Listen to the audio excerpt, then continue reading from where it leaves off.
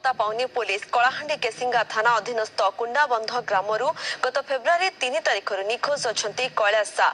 निखोज पुओ को बहुत खोजाखोजी करने पर भी पुओर कौन पत्ता न पाई शेष में पुलिस द्वारस्थ होती बापा माँ हेले पुओ निखोज होबार मासकू अधिक है किंतु तार कौन खोज खबर मिलूना।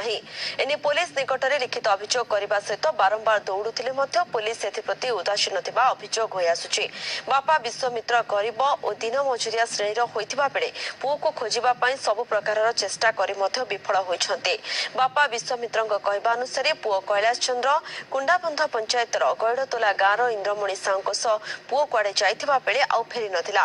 से जीवा समय एक नील रंगर जीन्स पैंट एवं लाल और नील रंग मिशा एक टी सार्ट पिंधिथिला। तार उच्चता प्राय 5 फुट 3 इंच, शरीर पतला, मुहर आकार गोल। से 10वीं श्रेणी पर्यंत पाठ पढ़ी। पुओ को न पाई बापा माँ और परिवार लोक संपूर्ण भांगी पड़ते।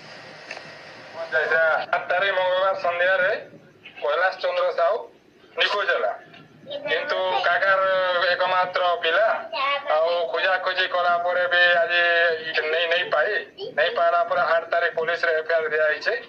जदि जेकोसी सहृदय व्यक्ति कैलाश चंद्र साहू ठिकाना कि तार पाए पता पाए बोले कुंडाबंध जोड़ा उपकृत हूँ पुलिस के आम रिक्वेस्ट करूँ पुलिस भाई हस्तक्षेप कले उपकृत हो। निखोज बालक संपर्क में खबर पठाई कलाहांडी केसिंगा बासिंदा दिलेश्वर मिश्र।